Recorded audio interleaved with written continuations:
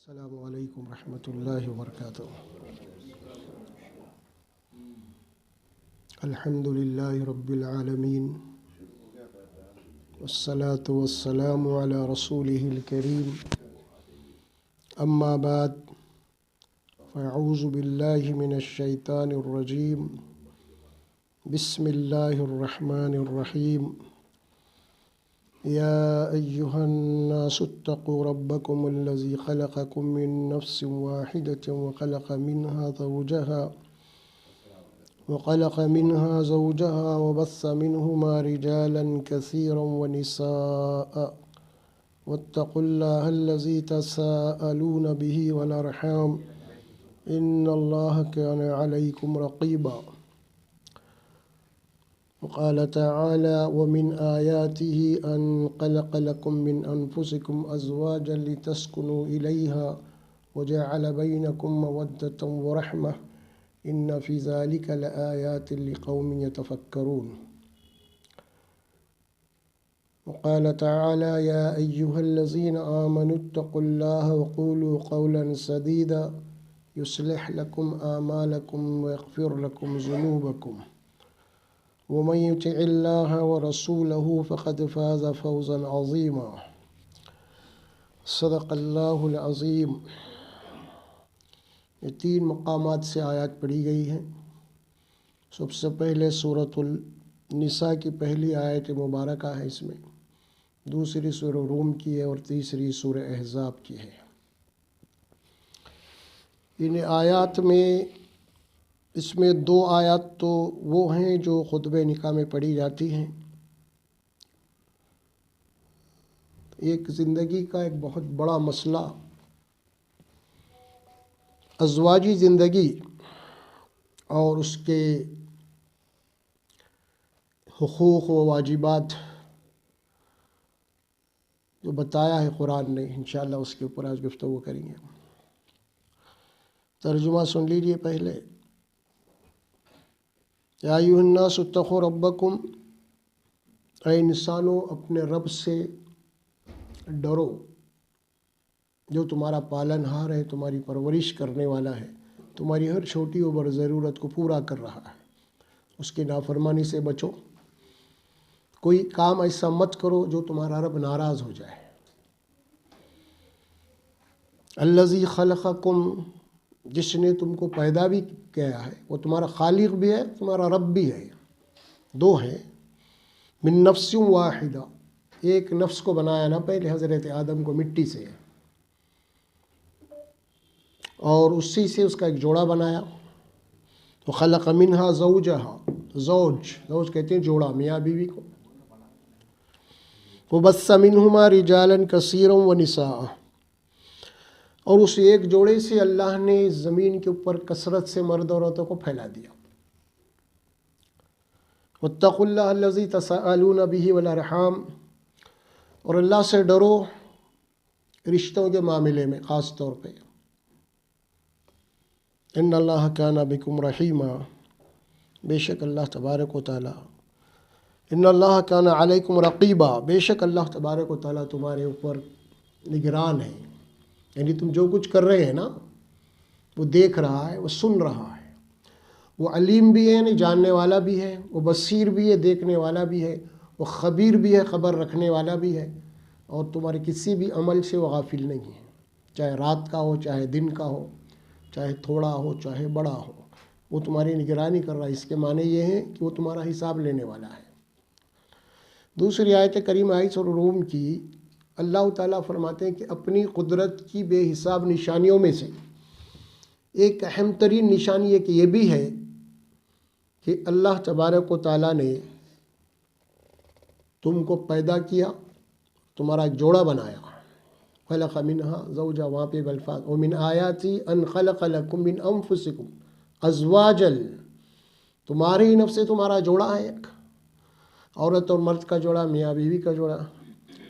لتسکنوا الیہا، اللہ فرماتے ہیں کہ یہ جوڑا ہے، خاص طور پہ بیوی کے متعلق فرمایا کہ تاکہ تم اپنے بیویوں سے یا بیویوں کو اپنے شوہروں سے راحت اور سکون مل سکے۔ کیا ہے یہ جوڑا؟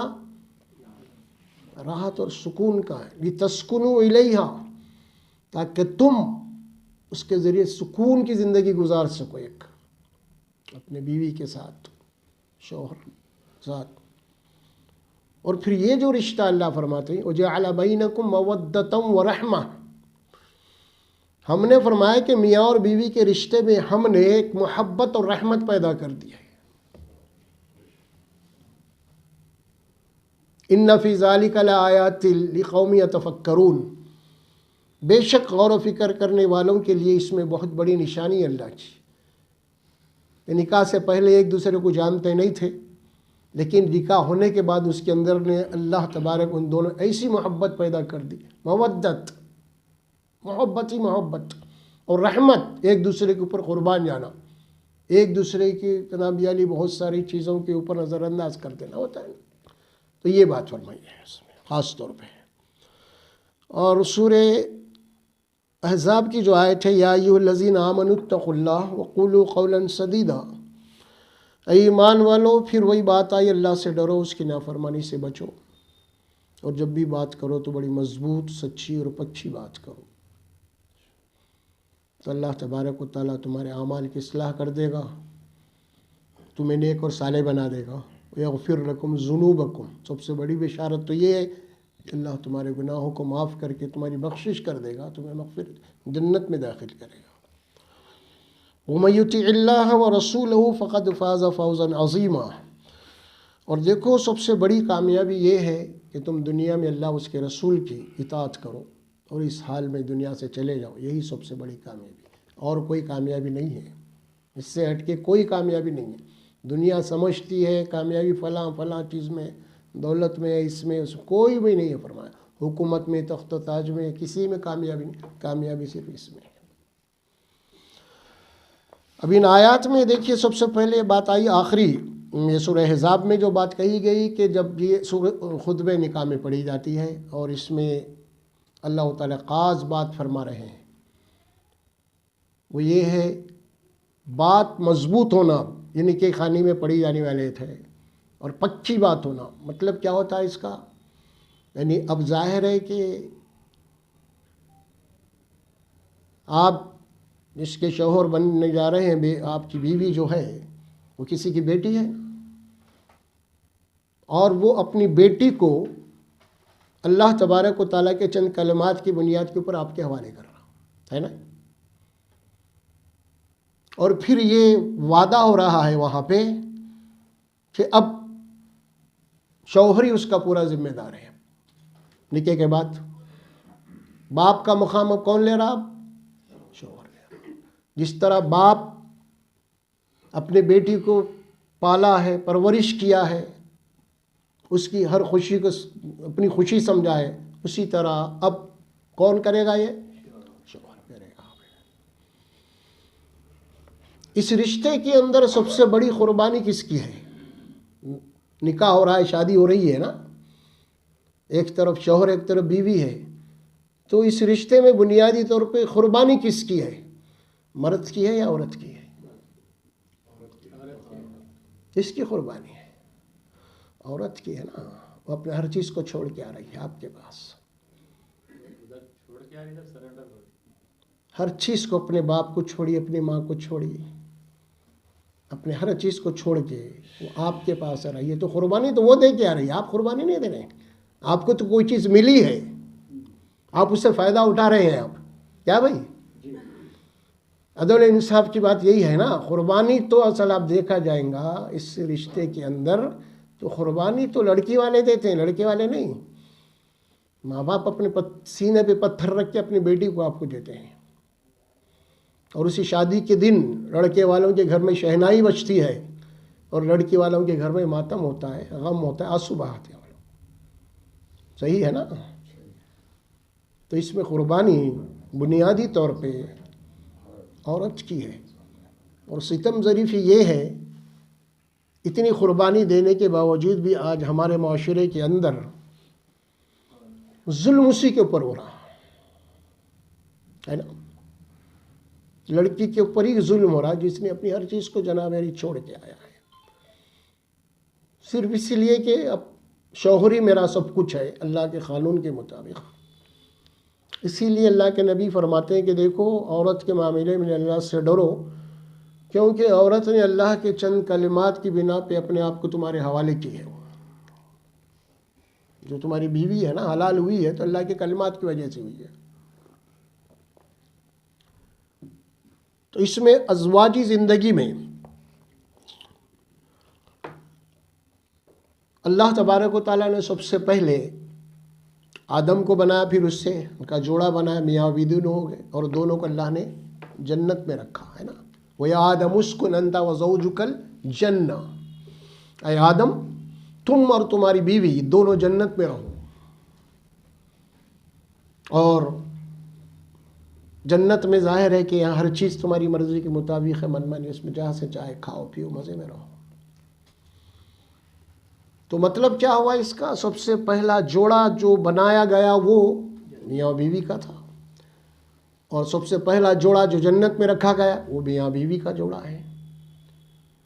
اور سب سے پہلا رشتہ کون سا بنا؟ میاں بیوی کا۔ بعد میں پھر ماں باپ بعد میں بنے، ابھی جوڑا تو پہلے میاں بیوی کا ہے۔ اور پھر جب حساب کتاب بھی ہوگا تو اس وقت بھی اللہ فرماتے ہیں ادخلوا الجنت انتم وازواجکم تحبرون، تم اور تمہاری بیوییں جنت میں جاؤ، عیش کرو، وہاں پہ مزے میں رہو، خوش رہو سدا بہار وہاں کی نعمتوں، تم اور تمہاری بیویاں۔ تو کیا مطلب ہوا اس کا؟ بیوی آپ کی شریک حیات نہیں بلکہ جنت میں بھی آپ کی ساتھی ہوگی، بشرطے کہ آپ نے دنیا کے اندر وہ زندگی گزاری ہو جو دنیا کے اندر بھی آپ کا گھر ایک جنت کا چھوٹا سا اس کا عکس ہونا چاہے آپ کے گھر کے اندر۔ تو پھر یہاں اگر یہ گھر ہمارا جنت نہیں بلکہ دوزخ یہیں بنا ہوا ہے، تو پھر وہاں اگر یہاں سکون نہیں ہے، آپس میں محبت نہیں ہے، آپس میں رحمت نہیں ہے، آپس میں اخلاق نہیں ہے، یہیں لڑائی جھگڑے ہو رہے ہیں، یہ بھی ایک جہنم کا ایک عکس نظر آ رہا ہے یہاں پہ، تو پھر وہاں کیسے ہوگی بات؟ تو اس لیے سب سے پہلا رشتہ وہ ہے میاں بیوی کا رشتہ ہے۔ اور پھر جتنے بھی رشتے ہیں میاں بیوی سے ہٹ کے وہ خود بخود بن جاتے ہیں، کیا بات؟ لیکن میاں بیوی کا رشتہ بنانا پڑتا ہے، اسی لیے نکاح خوانی ہوتی ہے، بلایا جاتا ہے، لوگوں کو دوست احباب آتے ہیں، آج سے ان کا رشتہ ہوا، یہ بیوی ان کے شوہر ہیں، آج سے سمجھ میں آ رہا، یہ اب رشتہ بنا۔ اب باقی کے رشتے اس طرح بنتے کیا؟ کوئی ایسا رشتہ ہے کہ آپ دعوت دے کے بلا آج سے میرے ماموں ہوئے بول کے؟ ایسا ہوا کبھی؟ نہیں ہوا نا۔ تو پھر کون سا رشتہ ہو رہا؟ اب یہ دعوت دے کے بلا کے آپ کر رہے ہیں۔ میاں بیوی کے رشتے کو نہیں سمجھے ہم لوگ، یہ اتنا گہرا رشتہ ہے، اسی لیے اللہ نے فرمایا وَجَعَلَ بَيْنَكُمْ مَوَدَّةً وَرَحْمَةً، ہم نے اس رشتے کے اندر محبت اور رحمت پیدا کر دی ہے۔ سارے رشتوں کی بنیاد کیا ہے؟ خون ہے، خون، خونی رشتے بنتے ہیں نا۔ بیٹے کا رشتہ خونی ہو گیا، ادھر ددیا ادھر ناریال بن گئے، یہ سب کیا ہو گئے؟ اب خونی رشتے ہو گئے۔ اور میاں بیوی کا رشتہ خونی نہیں ہوتا، کون سا رشتہ ہے؟ مودۃ و رحمہ، محبت اور رحمت کا رشتہ ہے۔ سارے رشتے خونی ہیں، یہ ایک ہی رشتہ ہے جس کو اللہ نے فرمایا وَجَعَلَ بَيْنَكُمْ مَوَدَّةً وَرَحْمَةً، محبت اور رحمت کا رشتہ صرف میاں بیوی کا ہے۔ باقی رشتے خون کی بنیاد کے اوپر آپ کی محبت پیدا ہو جاتی ہے۔ آپ کا بیٹا ہے، آپ کیونکہ آپ کا خون ہے، آپ اس سے محبت کرتے ہیں نا، بھائی ہے، خونی رشتے محبت ہوتی ہے، لیکن باقی میاں بیوی کا رشتہ کوئی بلڈ ریلیشن نہیں ہے، یہاں پہ ایک ہی چیز ہے، وہ ہے محبت اور رحمت۔ اللہ فرمائے یہ میری قدرت کی نشانیوں میں سے فرمایا ان فی ذلک لآیات لقوم یتفکرون، بے شک غور و فکر کرنے والوں کے لیے اس میں اللہ کی قدرت کی بے حساب نشانیاں ہیں، لیکن ہم غور نہیں کرتے اس رشتے کے اوپر۔ بہت اللہ کے نزدیک یہ رشتہ اتنا اہم ہے بیان سے باہر ہے یہ ازواجی زندگی میاں اور بیوی کی، یہ دونوں کا رشتہ محبت اور رحمت کی اس کی بنیاد ہے۔ خونی رشتے نہیں ٹوٹتے۔ اب اگر آپ جناب علی کوئی آپ کے چچا تایا ہے، اگر 20 سال سے بھی نہیں ملے تو رشتہ نہیں ٹوٹتا، رہتا انہیں ویسے نہیں۔ لیکن میاں بیوی نہیں ملے تو رہتا ہی نہیں رہتا ہاں نہیں رہتا یہ۔ اب ظاہر ہے کہ جب باقی رشتے خونی ہے تو یہ رشتہ محبت اور رحمت کا رشتہ ہے، تو پھر جب تک یہ محبت اور رحمت دونوں کے اندر باقی رہیں گے تو رشتہ مضبوط ہوگا، اور جس دن ان دونوں کے درمیان میں محبت اور رحمت اگر کم ہوتی جائے گی، ان کے رشتہ آہستہ آہستہ کمزور ہوتا چلا جائے گا، کمزور ہوتا چلا جائے گا۔ اور اگر یہی دونوں کی رہی تو آہستہ آہستہ رشتہ طلاق کی شکل اختیار کر لے گا، پھر وہ محبت و رحمت ختم۔ اسی لیے حدیث میں اللہ کو حلال چیزوں میں سب سے زیادہ ناپسند کون سی چیز ہے؟ وہ طلاق ہے۔ اسی لیے بولا اللہ کے نبی صلی اللہ علیہ وسلم، یہ رشتہ کمزور ہوتا ہے۔ کیسے کمزور ہوگا میاں بیوی کا رشتہ؟ ایک دوسرے کے جو حقوق ہیں اگر اس کو نہیں ادا کریں گے آپ، ایک دوسرے کا جو مقام ہے اگر اس کو نہیں سمجھیں گے آپ، بیوی کا جو مقام ہے اگر شوہر نہیں سمجھے گا یا شوہر کا جو مقام بیوی نہیں سمجھے گی، تو پھر یہ رشتہ کیا ہوگا؟ آہستہ آہستہ کمزور ہو جائے گا، پھر کمزور ہو جائے گا۔ اسی لیے قرآن میں خاص طور پہ مرد کو یہ حکم دیا گیا کہ الرجال قوامون علی النساء، کیونکہ مرد عورت کے اندر اللہ نے صلاحیت رکھی ہے نا۔ مرد کو اللہ نے گھر کا کیا بنایا ہے؟ نگران، ذمہ دار، head of the family, head of the department. ایک ڈپارٹمنٹ ہے، اس ڈپارٹمنٹ کا کبھی نہ کوئی ایک بڑا ہوتا ہے نا، اور اس کے ماتحت جو ہے نا وہ ڈپارٹمنٹ چلتا ہے وہ۔ اسی طرح گھر بھی آپ کا ایک چھوٹا سا ڈپارٹمنٹ ہے، ایک آپ کا، وہاں پہ بچے بھی ہیں، بیویاں ہیں، مطلب یہ ہے کہ چھوٹے بچے ہیں، آپ کے بیٹے بیٹیاں ہیں، اور بھی بہت سی چیز ہوتی ہے نا۔ تب یہ head of the family department کا جو بڑا ہے، ہیڈ ہے، اب اس کو حکم دیا گیا ہے کہ تم اس کی نگرانی کرنا ہے تمہیں، اور دیکھنا ہے کہ کیا ہو رہا ہے۔ اگر وہاں پہ کسی کی کمزوریاں ایسی ہیں تو اللہ کے نبی نے بھی فرمایا، قرآن نے بھی فرمایا کہ اس کو ذرا نظر انداز کرو، ہر چیز کے اوپر ایکشن مت لو تم۔ عموماً ہوتا ہے کہ بات مرد لوگ یہ سمجھتے ہیں کہ مرد ہوں یہ تو بیوی، اس کی حیثیت کیا ہے، اس کی قیمت کیا ہے۔ یہ جو تصور ہے نا، یہ انتہا سے زیادہ جاہلانہ تصور ہے۔ دونوں کا رشتہ کیا ہے؟ قرآن میں کیا بتایا؟ اتنے بڑے بلیغ الفاظ استعمال کیے گئے ان دونوں کے متعلق سورۃ البقرہ کے اندر۔ ہن لباس لکم وانتم لباس لہن، بیوی تمہارا لباس ہے اور تم بیوی کا لباس ہو۔ کتنے گہرے الفاظ ہیں معلوم ہے آپ کو قرآن کے؟ بیوی تمہارا لباس ہے اور تم بیوی کے لباس ہو۔ کیا مطلب ہوا؟ مطلب یہ ہوا لباس کیا کرتا ہے آپ کو؟ ستر پوشی کرتا ہے، عیبوں کو چھپاتا ہے۔ لباس پہننے کے بعد آپ کے اندر کیا کیا عیب چھپ جاتے وہ۔ اور کیا کرتا ہے لباس؟ آپ کو زینت دیتا ہے نا۔ تو اسی لیے فرمایا اگر بیوی کے اندر کوئی کمزوری ہے تو اس کو تمہیں چھپانا چاہیے، وہ لباس ہے، نظر انداز کرنا چاہیے۔ اسی طرح اگر شوہر میں کوئی کمزوری ہے تو بیوی کو حکم دیا گیا ہے کہ اس کے اوپر پردہ ڈالنا چاہیے، چھپا دینا چاہیے، بار بار اس کو ہائی لائٹ نہیں کرنا چاہیے۔ اور شیطان یہ چاہتا ہے، دیکھیے ایک حدیث آتی ہے، سمجھنے کے لیے اس کے الفاظ آتے ہیں، تمثیلات حدیث میں زیادہ آتی ہیں۔ بعض لوگ حدیث کو نہیں سمجھ کے یہ کیا ہے بولتے ہیں، انکار کر دیتے ہیں اس کا۔ تمثیلات کی زبان حدیث میں بہت ہے۔ شیطان جو ہے بیٹھتا ہے پر پانی کے اوپر، بہرحال حدیث میں قسم سے آتے ہیں کہ ہر ایک کا انٹرویو لیتا اپنے چیلوں کو بھیج کے، انہوں نے آ کے کرتا کہ میں یہ کر دیا، میں قتل کروا دیا، میں چوری کروا دیا، میں وہ کروا دیا، ایک ایک سے انٹرویو لیتا ہے انہیں. ہاں ٹھیک ہے چلو، انہیں بولا قتل ٹھیک ہے چھوڑو، انہیں بولا شرابی بنا دیا ٹھیک ہے، انہیں بولا زانی بنا دیا ٹھیک ہے چھوڑو، سب بازو رکھو. اور یہ آخر میں آتا تو کیا کرا؟ تو میں میاں بیوی میں جدائی ڈالا، اس کو گلے لگاتا ہوں. سب سے بڑا کام یہ ہے. کیوں یہاں پہ کیا ہوتا ہے؟ دو خاندان ٹوٹ جاتے ہیں، دو خاندان تباہی کے قریب جاتے ہیں. اس کے بعد پھر کئی فتنے فساد پیدا ہوتے ہیں، کئی خرابیاں پیدا ہوتے ہیں. تو میاں بیوی کے اندر کوئی ایسی چیز پیدا ہو جانا نا اتفاقیاں فطری بات ہے، ہوتی ہے یہ.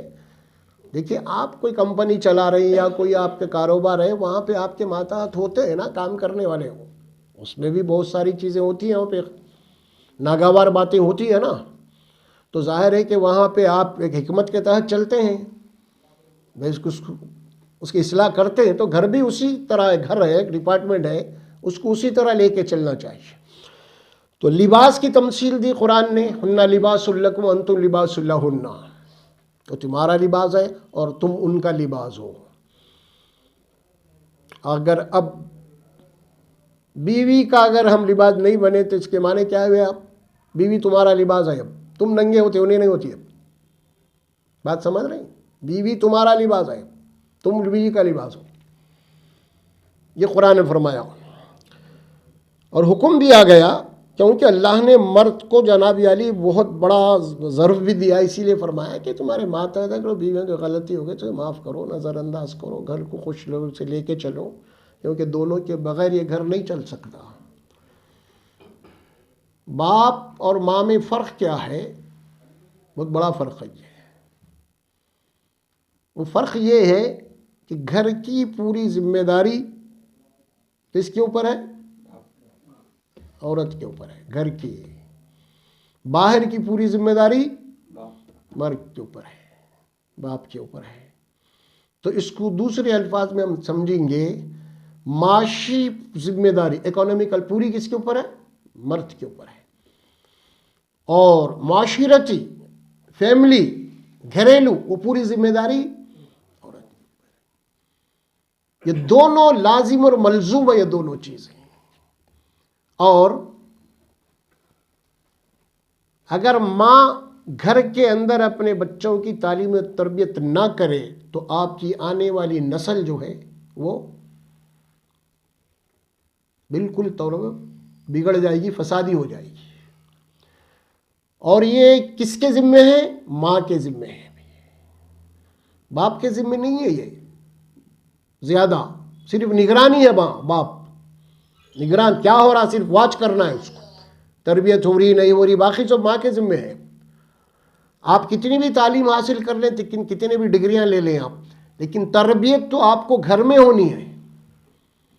کالج میں یونیورسٹیوں میں تربیت نہیں ہوتی، آپ کی تربیت ہوتی ہے گھر میں، ماں کے گود میں ہوتی ہے، ماں سے ہوتی ہے ہر قدم کے اوپر. اسی لیے اللہ نے کیا کیا؟ عورت کے اوپر سے معاشی ذمہ داری کو ہٹا دیا بالکل. اب تمہاری ذمہ داری یہ ہے، اور باپ کی ذمہ داری معاش، دونوں کو تقسیم کر دیا ہے. اب یہ دونوں مل کے زندگی گزارنا ہے. اور ظاہر ہے کہ اب یہاں پہ ایک امتحان ہے، ہم یہاں پہ آئے ہیں تو یہاں سے جانا ہے سبھی کو. ایک بات میں آپ کو بتاؤں، اصلی بات، ہمیشہ شوہر یہ چاہتا کہ میرے کو جیسا بیوی ملنا تھا ویسی نہیں ملی. ہر ایک کی شکایت ہے یہ 100%. اسی طرح بیوی بھی سمجھتی ہے میرے کو جیسا شوہر ملنا تھا وہ نہیں ملا. اس کا جواب کیا ہے؟ اس کا جواب یہ ہے، یہ دنیا پوری ادھوری ہے. آپ کو اپنے مرضی کے مطابق جو ہے شوہر یا بیوی کو صرف وہ جنت میں مل سکتا ہو، یہاں نہیں مل سکتا، مل ہی نہیں سکتا یہاں پہ. اسی لیے نہیں مل سکتا کہ اللہ نے اس دنیا کو انکمپلیٹ بنایا، ادھوری ہے دنیا، اور اس کی باقی دنیا و آخرت ہے. وہاں پہ آپ کو ہر چیز اپنی مرضی کے مطابق ملیں گی، بشرطے کہ آپ وہ عمل کر کے جائیں. اگر یہ چاہتا ہے کوئی انسان کہ میری اس دنیا کے اندر میری مرضی کے مطابق ہر چیز ملے، بیوی میں میری مرضی، یہ ناممکن ہے۔ اگر کوئی یہ کر رہا تو انہیں غلط ڈھونڈ رہا، وہ مر جائیں گا لیکن یہ نہیں ہو سکتا ہے۔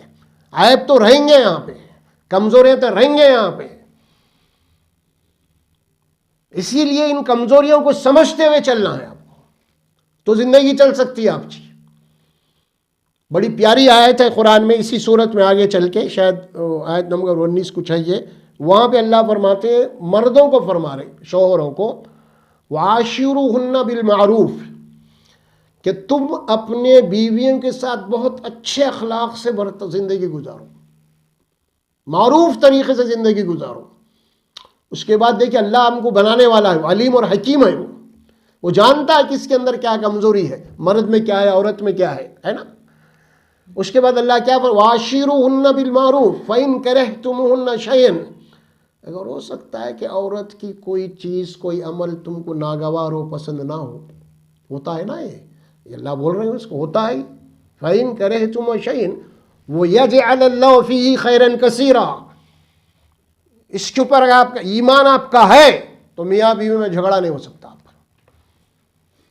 اگر اس آیت پہ ایمان ہے، اگر کوئی عمل تمہارا بیوی کو تم کو ناپسند ہے، اگر ہو سکتا ہے کہ اس کی صورت شکل میں بھی بات ہو، فزیکل طور پہ بھی، اخلاقی طور پہ بھی کچھ کمزوری ہو جو آپ کو پسند نہیں ہے، تو اللہ کیا فرماتے ہیں، ہو سکتا ہے کہ اللہ نے اسی کمزوری، اسی عیب کے اندر تمہارے لیے بہت ساری خیر بھلائی رکھی ہو۔ جو تم کو عیب نظر آ رہا نا بیوی میں، اس کو برداشت کرو، صبر کرو، کیونکہ ہو سکتا ہے اللہ اسی عیب کے اندر تمہارے لیے بہت ساری خیر و خوبی رکھی ہو۔ تم اس کو پوائنٹ آؤٹ کر کے کوئی ایسا کام، ایکشن مت لو، فساد فتنہ مت پیدا کرو، یہ اللہ بول رہے ہیں جو ہم کو بنایا ہے۔ گھرانے ہمارے جو تباہ اور برباد ہے نا، وہ اسی وجہ رو میں آپ کو بتا رہا ہوں، خاص طور پہ میاں بیویوں کے اندر نفرتیں، بہت ساری باتیں آتی ہیں نا اس سلسلے میں۔ تو وَعَاشِرُوهُنَّ بِالْمَعْرُوفِ، اور حدیث میں یہ بات آپ سن چکے ہوئے کئی دفعے، اللہ کے نبی نے کیا فرمایا، تم میں بہترین آدمی وہ ہے، تم میں بہترین آدمی وہ ہے جو اپنے بیویوں کے لیے اچھا ہو۔ اس کے بعد اللہ کے نبی نے فرمایا، دیکھو میں خود اپنے بیویوں کے لیے اچھا ہوں۔ اللہ کے نبی نے اپنا نمونہ پیش کر دیا۔ عفو اور درگزر سے کام لو۔ اگر تمہارے کوئی ایسے گھر کے اندر حالات پیدا ہو رہے ہیں تو اس کے اندر کیا ہوگا، اب پھر وہی محبت اور رحمت باقی رہے گی۔ پھر نہیں، پھر اگر نہیں تم ہمیشہ کلاس لینا کرو چھوٹی چھوٹی باتوں کے اوپر، تو پھر معاملہ بگڑ جائے گا۔ یہ مودت اور رحمت جو ہے آہستہ آہستہ کمزور ہو جائے گی۔ پھر یہ بہت بڑی ہے قرآن میں یہ آیت جو اللہ خاص طور پہ فرمایا ہے اس کو۔ باقی رشتے خونی ہیں، یہ رشتہ صرف محبت اور رحمت کا ہے، اور پھر یہ اللہ کی بہت بڑی نشانی ہے، بہت بڑی نشانی ہے۔ وہ کل تک اجبی نکاح کر کے گھر میں آ گئی، آپ کے بھائی بھی گھر میں، بہن بھی، اماں بھی، سب کچھ ہے، مہینہ 2 مہینے ہو گئے، اتنے کلوز ہے میاں بیوی کہ اماں بھی بوزو اڑ گئی، بہن بھی اڑ گئی، بھائی بھی اڑ گئے۔ سمجھ میں آ رہا کیا؟ اب گھر کے اندر ابھی تو جانے 4-5 مہینے 6 مہینے کی جناب یاری گھر میں آئی ہوئی ہے، دلہن ہے وہ، آپ کے اندر ظاہر آپ کے کاروبار ہے، تجارت ہے، 2 لاکھ 3 لاکھ لا کے لگانے، آپ ماں کو بولتے ہیں ہمارا رکھو، امی نہیں بولتے، اب بہن بھی منگے تو نہیں دیتے، حالانکہ جناب بچپن کا بنی رشتے ہیں تمہارے، ماں ہے، ماں کے بعد نہیں، بیگم کو دیتے آپ، کیا بھائی دیتے آپ؟ نہیں دیتے۔ حقوق کے معاملے میں یہاں پہ ماں اور جناب عالی بہو کا بڑا مسئلہ آ جاتا ہے۔ ایک طرف ماں کھڑی ہوئی ہوتی ہے، ایک طرف بیوی ہے، دونوں میں چخپخ ہو گئی تو جناب عالی یہاں پہ فیصلہ کرنا بہت مشکل ہو جاتا ہے۔ اور قرآن جو آپ کو حکم دیتا ہے نا، وہ ہمیشہ بیلنس اور عدل کی دیتا ہے۔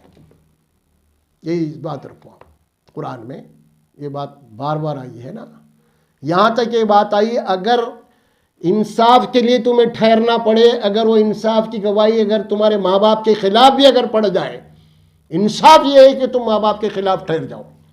یہ قرآن سورہ نساء، سورہ مائدہ پڑھ لیں گے، اس میں بات آتی ہے۔ یہ اللہ تعالیٰ آپ کو جناب علی حکم دیا ہے، انصاف کی بات۔ معاملہ ہے ماں کی غلطی ہے یا بیوی کی غلطی کیا ہے، اس سلسلے میں ظاہر ہے کہ یہاں پہ آ کے معاملہ بہت خطرناک ہو جاتا ہے، گھر یہیں سے ٹوٹتے ہیں، بگڑتے ہیں۔ ایک طرف اتنا بڑا رتبہ ہے ماں کا، پھر ادھر بیوی ہے، وہ سب کچھ چھوڑ کے آپ کے لیے آئی ہوئی ہے، سب کچھ چھوڑ کے وہ آپ کے لیے آئی ہوئی ہے۔ اگر آپ بھی وہاں پہ اس کو اگر یہاں پہ گھر میں اگر آپ بھی اگر اس کو جناب علی اہمیت نہیں دیں گے تو ٹوٹ جائے گی وہ۔ کیا بھائی؟ بیوی کا حق آپ کے اوپر لازم ہے، سب سے زیادہ ہے۔ ماں باپ کا بھی حق ہے لیکن اس کے کوئی لمیٹیشن ہے۔ وہ کیا ہے؟ ایک ماں کے 4 بیٹے ہیں، ہے نا، اور ایک بیوی کے ایک شوہر ہے، 4 بیٹے مل کے ماں کو پال سکتے ہیں۔ ہاں، بیوی کو یہ سمجھ میں آ رہی بات نہیں آ رہی ہے، اس کو سمجھنا چاہیے۔ ہم کیا کرتے ہیں، ایک جذبات میں ماں کی تائید میں جاتے ہیں، جانا بھی چاہیے لیکن یہاں پہ آپ کو اخلاق کا اظہار کر کے کچھ حکمت اپنانی پڑتی ہے آپ کو۔ کبھی اگر ایسی زیادتی ہو بھی گئی، اگر ماں کی غلطی ہے لیکن اس کے باوجود بھی آپ بیوی کو جناب علی خاموش بٹھا کے کمرے میں لے آ کے بیوی کو سمجھا لینا، لیکن ماں کے سامنے کبھی بھی ماں کو نروس نہیں کرنا۔ بیوی اس کو آپ لے جائیے، سمجھائیے۔ تو یہ بات اسی لیے عرض کر رہا ہوں، عموماً بہت سارے گھروں میں ہوتا ہے کہ بڑا مسئلہ پیدا ہو جاتا ہے، اور یہ ایک بات بڑی کمزوری ہے کہ یہ بھی عورت کے اندر خاص طور پہ جہاں پہ تربیت نہیں ہوتی نا، وہ ہوتا یہ ہے کہ جناب علی جب ہم شادی کے کتنے شوق سے شادی کر کے لاتے ہیں ہماری اماں، نہیں، گھر میں بہو آنے کے بعد جناب علی یا پھر اس کے بعد ہوتا کیا ہے، آہستہ آہستہ ذرا وہ بگڑنا شروع ہو جاتی ہے۔ اکثر و بیشتر وہ کیا ہوتا ہے کہ خصوصاً گھر میں اگر یعنی ان کی بیٹیاں بھی اگر ہے ابھی سمجھ اور زیادہ مسئلہ پیدا ہوتا ہے۔ اب وہ بہو آئی گھر میں، اس کو اچھا پہننا، اچھا باہر جانا، ذرا اب ماں کو گوارا نہیں گزرتا ہوا، آبجیکشن کرتے رہتے ماں باپ زیادہ۔ زندگی کے خیریت سے گزارنا ہے، گھر کے بڑوں کے لیے یہ مشورہ ہے کہ وہ اب شادی کر کے لائے ہیں تو میاں بیوی کو اپنے کو چھوڑ دو اپنے کے اوپر آپ۔ ہاں، ان سے اگر کوئی اخلاقی غلطیاں ہو رہی ہیں تو آپ ان کے اوپر نگرانی کیجیے آپ، لیکن بار بار یہ مت ٹارچر مت کرو آپ بہو کو، یہ کپڑے کیا ہے، وہ کپڑے کیا ہے۔ اب اس کے بعد جناب یہ میرے بچے کو میرے سے چھین لے رہی ہے، تصور پیدا کرتا تھا شیطان ماں کے دماغ میں، کیا پیدا کرتا تھا، یہ میرے بچے کو چھین لے رہی میرے سے۔ اکثر گھرانوں کی بات کر رہا ہوں میں، یہ تصور دیا۔ اور آپ قرآن مجید میں ایک بڑی پیاری بات آتی ہے، کسی کہنے والے نے کہا، یہ حدیث تاریخ کی کتاب میں ہے، حضرت فاطمہ حضرت عائشہ رضی اللہ تعالیٰ عنہ کے درمیان بھی ایک تقابل کر کے بتایا۔ حضرت عائشہ کون ہے؟ رسول اللہ صلی اللہ علیہ وسلم زوجہ ہے، فاطمہ بیٹی ہے حضرت علی کی۔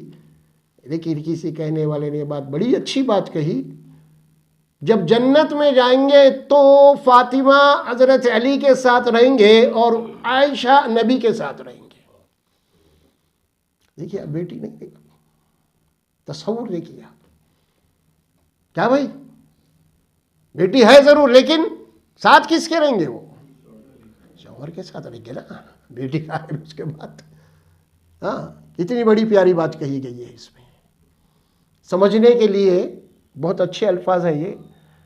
تو شوہر کا معاملہ اپنی جگہ پہ برابر ہے، ماں کا مقام اپنی جگہ پہ برابر ہے، اور یہاں تک یہ بات آپ کو کہی دی گئی ماں باپ کے متعلق کہ اگر ان کی کوئی غلطیاں ہیں تو ان کو اف تک نہیں بولنا۔ اب اس سلسلے میں باپ اور ماں کی بات بھی آتی ہے، یہ بھی کہ عورت اور مرد کا ہی رشتہ ہے نا۔ ہمارے پاس ایک حدیث بہت گردش کرتی کہ ماں کی قدموں کے نیچے جنت ہے، دوسری حدیث بھی ہے لیکن وہ گردش نہیں کرتی۔ وہ کیا ہے؟ باپ جنت کا دروازہ ہے۔ کیا ہے؟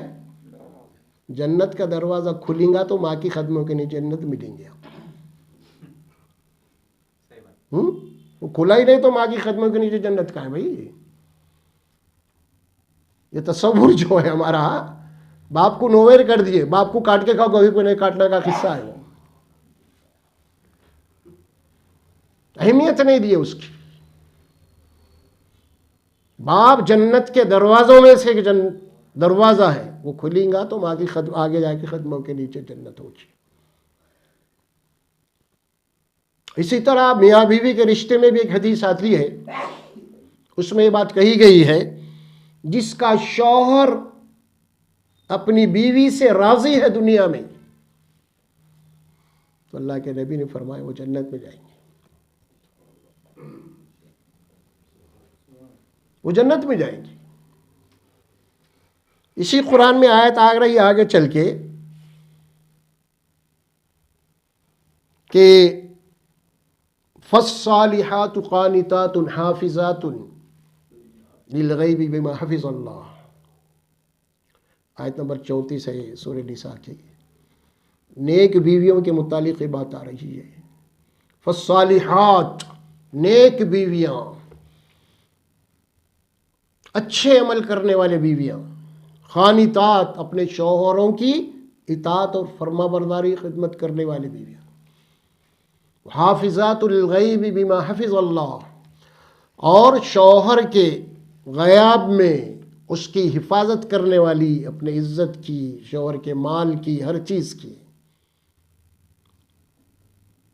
یہ قرآن کہہ رہا ہے۔ اور قرآن میں یہ بات کہنے کے بعد اللہ سبحانہ و تعالیٰ، دیکھیے اب آپ پڑھیں گے امہات المومنین کا تذکرہ بھی قرآن میں آتا ہے، شوہر کا جو مقام ہے وہ بہت بڑا ہے۔ آپ سورہ نور پڑھ لیں گے، سورہ نور میں یہ آیتیں آتی ہیں آپ کو کہ سب سے پہلی بات آئی کہ میاں اور بیوی کے تعلق سے، کیونکہ شوہر یہ چاہتا ہے کہ بیوی اس کی مرضی کے مطابق اس کو دکھائے۔ اللہ کے نبی صلی اللہ علیہ وسلم سے ایک شخص نے پوچھا، یا رسول اللہ صلی اللہ علیہ وسلم، میرے اوپر میرے بیوی کے کیا حقوق ہیں؟ تو آپ نے فرمایا کہ تیرے اوپر سب سے پہلا حق ہے کہ جو تو کھاتا ہے وہ کھلانا، جس معیار کا تو پہنتا ہے اسی لیول کا پہنانا، اور تو جہاں سوتا ہے وہیں پہ سلانا، خبردار اس کے چہرے پہ نہیں مارنا۔ 4 نصیحتیں کی، یہ تیرے اوپر حق ہے۔ اسی طرح دوسری حدیث آتی ہے، اللہ کے نبی صلی اللہ علیہ وسلم نے فرمایا کہ نیک بیوی کی پہچان کیا ہے؟ نیک بیوی کی پہچان یہ ہے کہ جب شوہر اس کو دیکھے تو اس کو خوش کر دے۔ کیا بھائی؟ شوہر کی جب اس کے اوپر نظر پڑے تو حدیث میں باتیں تھے تاکہ وہ خوش ہو جائے اپنے بیوی سے۔ دیکھیے اب یہ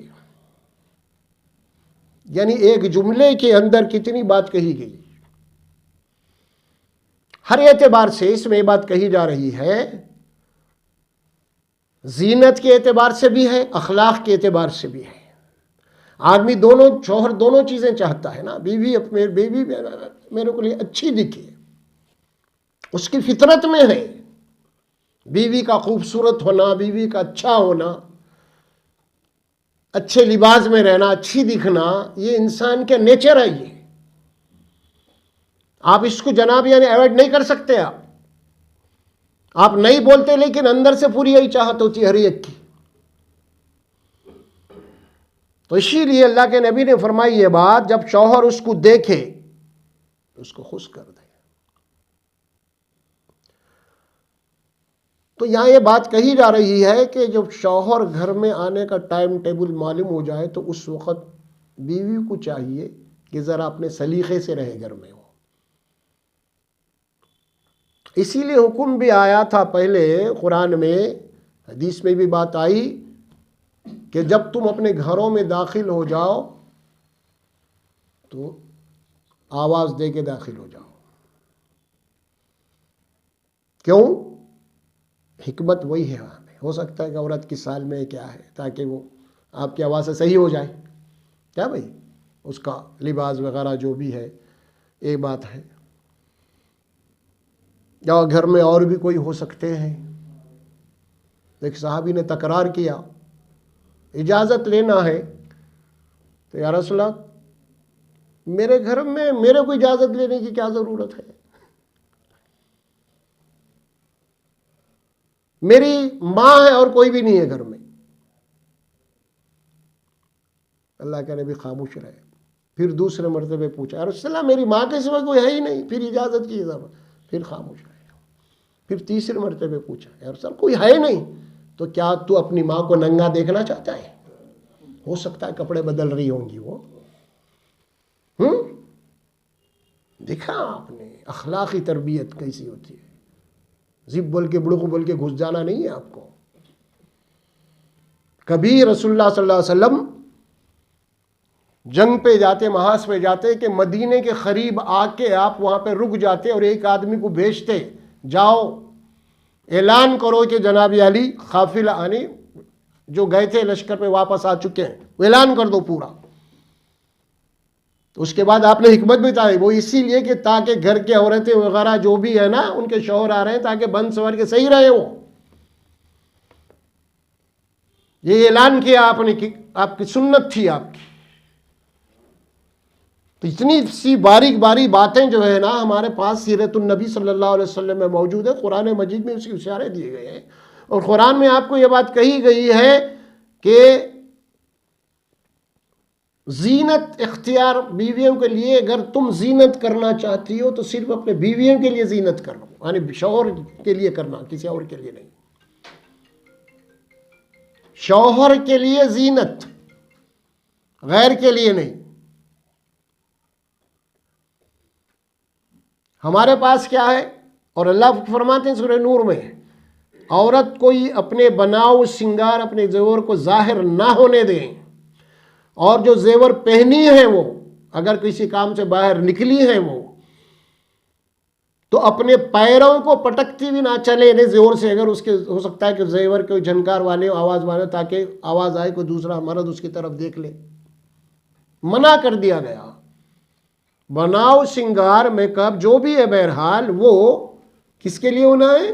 شوہر کے لیے، کسی اور کے لیے نہیں ہونا ہے۔ لیکن آج ہمارے پاس شوہروں کے لیے جناب علی بہت کم ہوتا ہے اور دکھاوے کے لیے بہت ہوتا ہے، دوسروں کے لیے، شوہر کے لیے بہت کم ہوتا ہے۔ شادی میں چلے گئے، بناؤ سنگار زیور وغیرہ پورے کر کے چلے گئے، اب شادی سے گھر کو سیدھا آ گئے، گھر کا آگے ابھی شوہر نہیں آئے، ابھی انہوں بعد میں آئیں گے۔ تو جیسا آئے سب سے پہلا کام کیا ہے؟ کیا کرتے ہو نا؟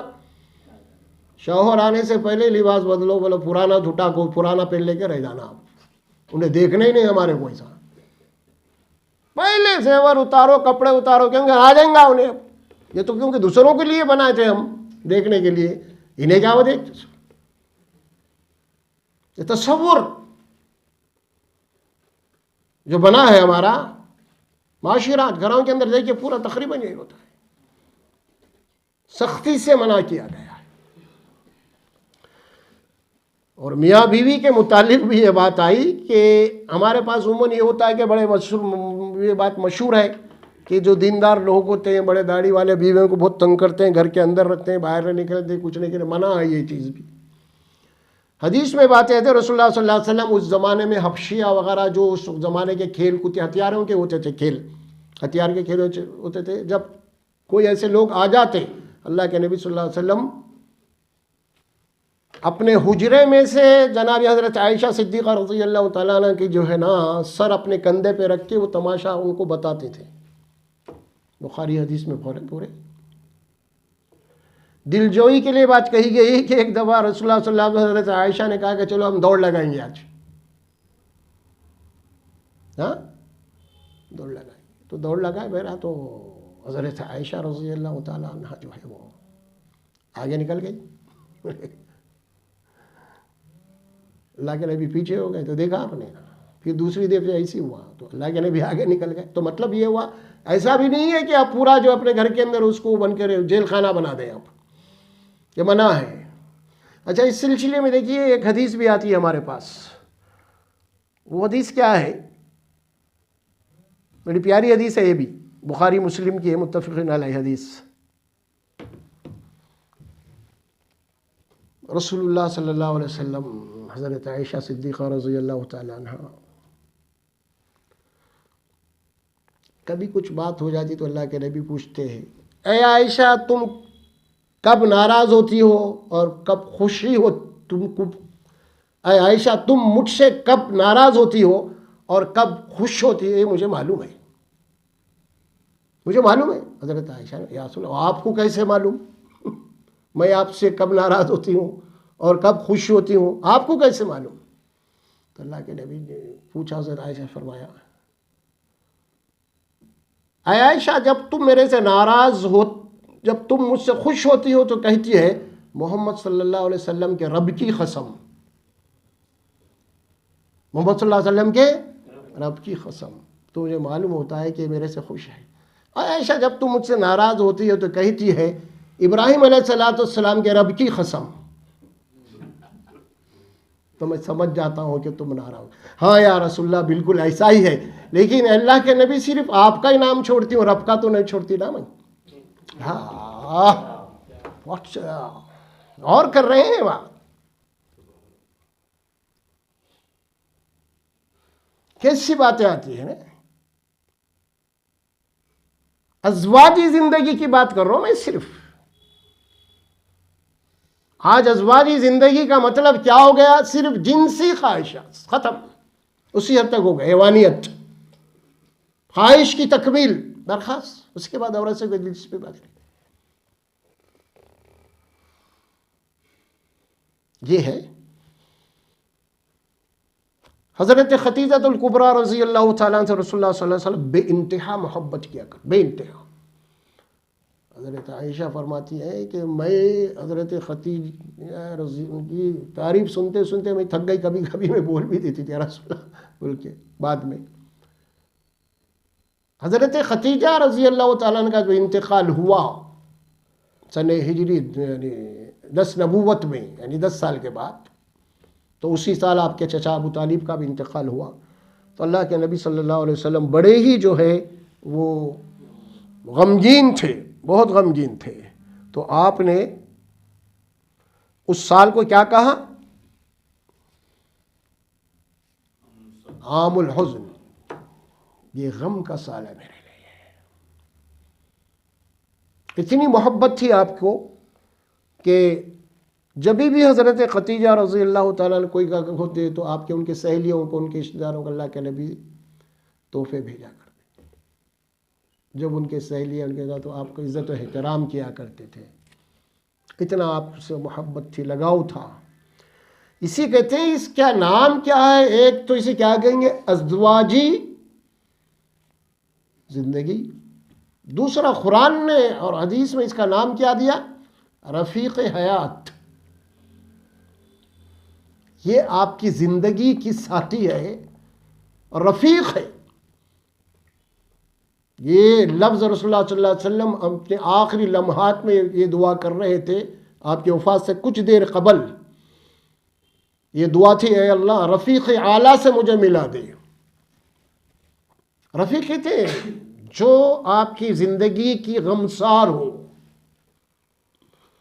جو آپ کے دکھ اور درد میں آپ کے برابر ہو، آپ سے زیادہ اس کو یعنی درد ہوتا ہو ہر معاملے میں،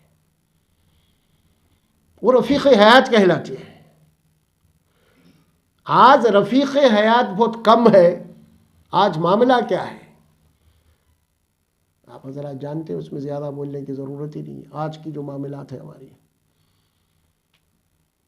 تو یہ آیات اسی لیے کیونکہ گھر گھر کی کہانی بھی ہے یہ، اور میں خاص طور پہ یہ موضوع اسی لیے لیا ہوں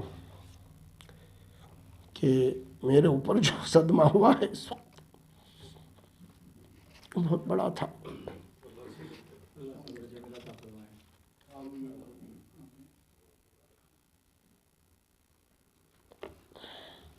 بہرحال یہ حالات تو سب کو آنے والے ہی ہیں، لیکن حدیث میں بات آتی ہے ایمان اور تقوی کے بعد اللہ کی سب سے بڑی نعمت نیک بیوی ہے، اس سے بڑی کوئی نعمت نہیں۔ کسی کو وفادار بیوی مل جائے، اطاعت کرنے والی بیوی مل جائے، اس سے بڑی نعمت اور کوئی نہیں ہے۔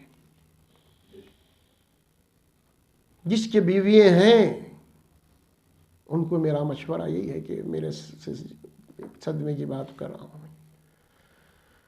ان کی جو واقعے میں آپ کے اطاعت گزار ہیں، واقعے میں نیک بیوییں ہیں، ان کی قدر کیجیے۔ ان کے جانے کے بعد آپ افسوس کریے دنیا کا، کچھ بھی ہونے والا نہیں۔ افسوس اس بات کا نہیں ہے بیوی کا انتقال ہو گیا ہے، آنسو ہمیں اسی لیے آ رہے ہیں، میرے زندگی کے 42 سال کے ساتھ یوں گزرے، کبھی کبھی نا اتفاقیں بھی ہوئے، کبھی جھڑک بھی دیے تھے ہم، تو وہ چیزیں یاد آ رہی ہیں، کتنی بڑی جو ہے غلطی ہو گئی ہم سے، یہ پچھتانا نہ پڑے۔ قدر کیجیے، قدر کیجیے، قدر کیجیے، بہت بڑی نعمت ہوتی ہے اللہ کی ہے۔ حدیث کے حساب سے ایمان اور تقوی کے بعد سب سے بڑی نعمت ایک بیوی ہوتی ہے۔ دیکھیے ایک بڑا مسئلہ ہے، شوہر سے پہلے اگر بیوی گزر جائے تو یہ معاملہ بہت مشکل ہوتا ہے، خاص طور پہ ایسے شوہروں کے لیے جن کی بیوی نیک اور صالح تھی، دن اور رات نہیں کٹ سکتے ان کے۔ لیکن اگر کسی کا شوہر گزر گیا، اگر بیوی ہے بیوہ ہے، ان کا وقت کٹ جاتا ہے۔ وہ کیسے؟ ان کے بچے آتی ہیں، پوتری آتی ہیں، گھر ہوتا ہے، گھر بھر آتے آتے ماں نانی دادی سے سر کے اس میں وہ ہوتا ہے، لیکن شوہر گھٹ گھٹ کے جناب ایلی تنہائی میں بہت بڑا مسئلہ ہوتا ہے۔ اسی لیے غلطیاں تو ہوتی ہیں، دکھ تو ہوتا ہے اس بات کا، بچھڑنے کا کوئی غم نہیں ہے، لیکن یہ تو ایک فطری بات ہے، ہوتا ہے۔ اللہ کے نبی صلی اللہ علیہ وسلم کے فرزند حضرت ابراہیم کیا جب انتقال ہوا تھا، شاید 2 سال کے بھی نبی نہیں ہوئے تھے غالباً، آپ کے دونوں ہاتھوں میں آپ کے فرزند تھے، ابھی تو آپ لے کے جا رہے تھے تدفین کے لیے، تو آپ کے آنسو بہہ رہے تھے۔ صحابی نے پوچھا یا رسول اللہ آپ کے آنسو، موت تو برق ہے۔ آپ نے فرمایا یہ تو رحمت کے آنسو ہے، جس کے آنسو نہیں ہے اس کا دل پتھر کا ہوتا ہے۔ پھر اس کے بعد جو الفاظ تھے وہ بہت ہی چٹان کی طرح الفاظ تھے۔ آپ نے فرمایا اے اللہ ہم غمزدہ ہیں لیکن تیرے فیصلے پہ راضی ہیں، ہم غمزدہ ہیں لیکن تیرے فیصلے پہ راضی ہیں، اور یہی ہونا چاہیے ہمیشہ۔ معاملہ اپنے خلاف کتنا بھی کیوں نہ پڑ جائے، غمزدہ رہیں گے ہم، کوئی خیالات وسوسے آئیں گے ہمیں، لیکن ایمانی حرارت یہ ہے کہ اے اللہ ہم تیرے فیصلے سے راضی ہیں، جو تیرا فیصلہ ہے اس سے راضی ہیں، مایوس نہیں ہونے اللہ کی رحمت سے۔ یہ کفر بھی ہے اور اللہ کو پسند نہیں ہے۔ آپ زندگی اس انداز میں گزاریے، خاص طور پہ گھریلو زندگی اپنے بیویوں کے ساتھ بہت اچھے طریقے سے گزاریے، انہیں پیار اور محبت دیجیے، ان کی خطائیں اگر ہو رہی ہیں تو نظر انداز کر دیجیے، ان کے معاف کر دیجیے۔ یہ نہیں کہ وہ آپ کی بیوی ہے، اس کے غلام نہیں ہے۔ ہمارے پاس ہوتا ہے کہ شادی کر کے ہم تو پابندی لگا دیتے ماں باپ کے گھر کو جانے میں، بولے آپ جا رہے ہیں آ جانا شام تک 2 گھنٹے میں 4 گھنٹے میں، بھائی کیا ہے، اس کے بھی رائٹس ہیں، اس کے بھی حقوق ہیں، اس کی بھی ماں ہے، اس کے بھی بھائیاں ہیں، وہ سب چھیننا چاہ رہے ہیں آپ، یہ ظلم ہے نا۔ تھوڑی دیر کے لیے اگر اللہ یہ قانون بنا دیتا کہ آپ کو سسرال میں جانا پڑتا جب کیا کرتے اگر بیوی نہیں جانا کہیں بھی خاموش. ہاں کیا بھائی برداشت کرتے آپ؟ کرتے تھے؟ پھر آپ ذرا اپنے کو سوچ کے دیکھو، ذرا ہٹاؤ، تھوڑا ہٹا کے دیکھو. آپ جتنی دادا گیری کر رہے ہیں، اس کے ماشاء اللہ جو لگا رہے ہیں آپ، اگر وہی اللہ ایسا قانون بنا دیتا تو کیا ہوتا؟ سوچو، غور کرو. ان فی ذالک لآیات لقوم یتفکرون. غور کرنے والوں کے لیے اللہ کے قدرت کی بڑی بڑی نشانیاں اس کے اندر ہیں. یہ رشتہ اگر گھر میں جتنا مضبوط ہوگا، پیار بھرا ہوگا، محبت بھرا رہے گا، ان کی آنے والی نسل بھی ویسی نکلے گی. آپ چیز گھر کے اندر کوئی تنگی، غربت، کوئی مسئلہ نہیں ہے بھائی، ذہن میں رکھیے. آپ یہ سمجھیں غریبی ہے، کوئی مسئلہ نہیں ہے. اگر واقعی میں محبت ہے میاں بیوی کے اندر تو ایک روکھی سوکھی بھی پیٹ بھر لیتے ہیں دونوں. بھوکے بھی رہیں گے، آدھے آدھے کھلا لیں گے، کچھ بھی دونوں کے اندر رہے تو بانٹ کے کھا لیں گے، شکایت نہیں کریں گے بیوی. لیکن یہ کب ہوگا؟ تبھی ہوگا. پیار اور محبت کا رشتہ جتنا مضبوط ہوگا اور اتنی ہی آپ کی زندگی رحمت اور محبت پرسکون. دیکھیے اس کے لیے فرمایا لِتَسْكُنُوا إِلَيْهَا. یہ بیوی کا جو رشتہ ہے نا، سکون کا رشتہ ہے. قرآن کہہ رہا ہے اس کو سکون. سکون اگر یہیں سکون نہیں ہے تو پھر کہاں ملیں گا آپ کو سکون؟ کہیں ملتا؟ اللہ جہاں بولا یہاں سکون، وہی نہیں مل رہا تو پھر کہاں ملے گا؟ پھر ظاہر کہ یہ جو سکون ہے اس کو اجاڑو مت. اس کو اجاڑ دیں گے تو کہیں بھی سکون نہیں ملے گا تم کو. رات کے 2 بجے بھی تم فٹ پاتھ پر دوستوں کے پاس جائیں گے، پھر آنے کے پڑے گا گھر کو سونے کے لیے تمہارے. ہوتا اکثر ناراض ہو کے چلے آتے نا، رات بھر تکلیفیں دیتے ہیں. تو یہ مت کرو فرمایا. عورت بہت بڑی نعمت ہوتی ہے اللہ کی طرف سے. یہ کبھی ماں کی شکل میں ہوتی ہے، تو کبھی بیوی کی شکل میں ہوتی ہے، تو کبھی بہن کی شکل میں ہوتی ہے. اس کے پورے رشتے اللہ نے بتا دیے کس کا کیا حق ہے، کس کا کیا رتبہ ہے، کون کیا ہے. پھر سارے رشتوں کے بعد یہ صاف کیا بول دیا؟ ادخلوا الجنت انتم وازواجکم. یہ نہیں بولا کہ تم، تمہارے بہنیں، تمہارے بھائیاں سب مل کے جنت میں جاؤ. نہیں بولا تم اور تمہاری بیویاں جاؤ. سمجھے آپ کیا بھائی؟ تو بڑی بات ہے یہ اللہ سبحانہ و تعالیٰ جو فرماتے ہیں. تو بہرحال یہ کچھ باتیں جذباتی تھے، میں آپ کے سامنے رکھا ہوں. اللہ تعالیٰ مجھے بھی صبر کی توفیق عطا فرمائے، صبر کا فیضان جاری اور ساری کر دے، اور میرے ان واقعات سے آپ کو بھی کچھ نصیحت اور عبرت مل جائے، تاکہ ہمارے گھر بھی سکون کا ہو جائے. بارک اللہ لی ولکم فی القرآن العظیم ونفعنا وإیاکم بالآیات والذکر الحکیم برحمتک یا ارحم الراحمین.